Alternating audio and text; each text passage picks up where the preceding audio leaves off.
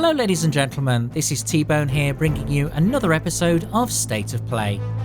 I've widened the format so this show can discuss topics related to World of Tanks with the wider community, as well as bring any news and previews of forthcoming patches.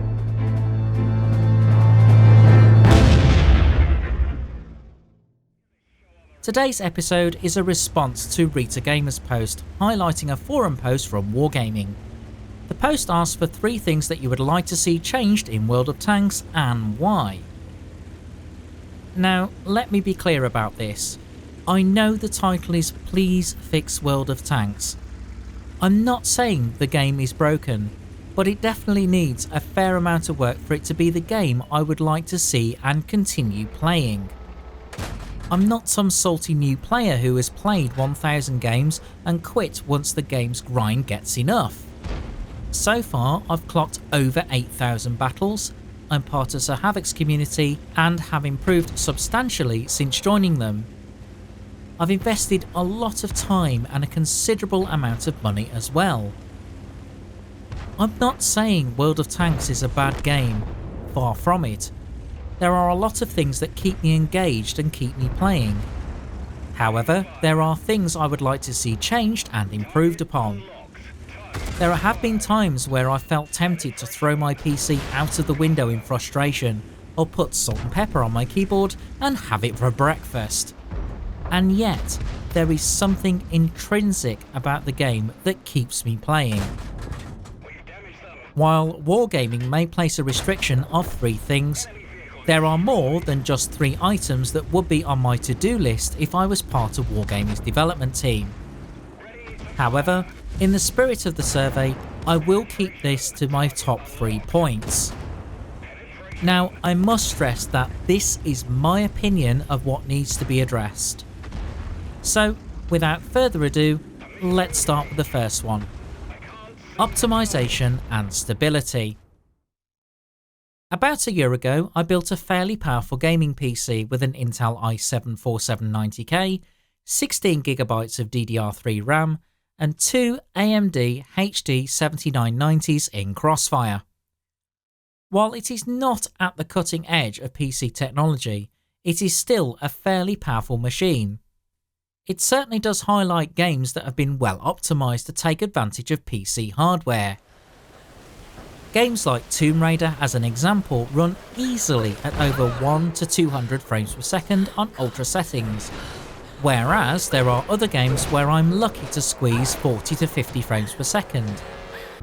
With World of Tanks, depending upon the map, I will get anything between 50 to 80 frames per second, which is not a bad performance, but when you consider the hardware available, it should be much better than that. If I start to do any video capture, it drops to 40 to 45 frames per second, which may explain why I've dropped my content down to 30 frames per second for World of Tanks to prevent any artifacting in the video and preserve the high level of graphical detail. Not only that, I have completely lost the ability to play the game in full screen. The game either crashes or there are multiple graphical glitches on the screen, making it unplayable. While I do have 3 monitors on my PC and the game is capable to be played in Infinity or Surround, the user interface, such as the team list and minimap, do not stay on the centre monitor. If it did, then anyone with this setup will be able to use it should they wish to do so. When it comes to stability, it is something that does need to be worked on. Sometimes, the tanks you see in battle are not AFK in the cap circle. In some cases, the game starts to load you into a battle, and suddenly the client disappears, leaving you on your desktop. This happened to me recently. When I loaded back into the game, the eastern flank had fallen, and before I knew it, I was dealing with 5 enemy tanks alone. I will admit it doesn't happen all that often, but when it does, it can be incredibly frustrating for the person who it has happened to, as well as the rest of your team. When you consider the game has been around for over 5 years and it is still popular, it is something that I believe needs to be addressed sooner rather than later. It would be lovely to see a stable platform that can not only be played at the lowest graphical settings on older PC hardware, but is able to take advantage of more powerful PC setups. It would be lovely to see more particle effects similar to the ones coming out on the console version of the game added as well. This brings me to my second point: matchmaking. In my opinion, the matchmaking system needs to be overhauled in two ways. First, it needs to balance the team composition correctly to ensure each team has the same number of each tank class and tier. There have been a number of times where I have been in a team where we have the majority of heavies and hardly any mediums, while the enemy team has a couple of heavies and lots of mediums. I've seen disparity with TDs as well in the same way. Curiously, not so with artillery in terms of numbers. It does seem that it is pretty consistent across the board.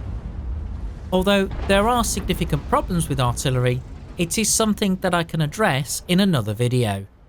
As for the matchmaking spread, I would like to see it change from +2 -2 to +1 -1. The reason is simple. Imagine, if you will, that you have recently started playing World of Tanks. Within a couple of hours you unlock your first tier 4 tank.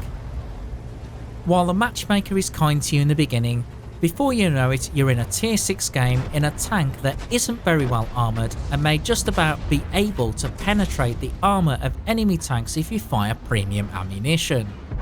You drive cautiously around the corner of Himmelsdorf only to find an OI in front of you. While your ammunition has no chance of penetrating the OI from the front, it can if you can get around the side. While you try and make that manoeuvre, the OI driver spots your tank and thinks, lunch. The next thing you know, he fires and one-shots your tank from full health to a burning wreck, giving you a one-way ticket to your garage. You sit in front of your PC and the main thing you learn is don't go near OIs at all, or you may think to yourself that the game is completely unbalanced. And this is not the only example. M6 versus IS-3, IS versus well-angled E75, T32 versus T110E5, and so on and so on. There are too many times where you're in a tank that can be easily become a tasty XP and credit pinata for the tank 2 tiers higher than you, which you have little to no hope of penetrating with standard ammunition, and in some cases even premium ammunition would have a hard time as well. Not only that, but good luck in weathering the return fire unless you can get into a position to do that, which is sometimes possible, but not always. It is even worse for tanks that have scout matchmaking, where tier 4 light tanks can see up to tier 7 tanks, which unless they can sneak up behind them, they don't have a chance of damaging them at all. I do believe if you change the matchmaking to +1 -1, this would solve a lot of these issues.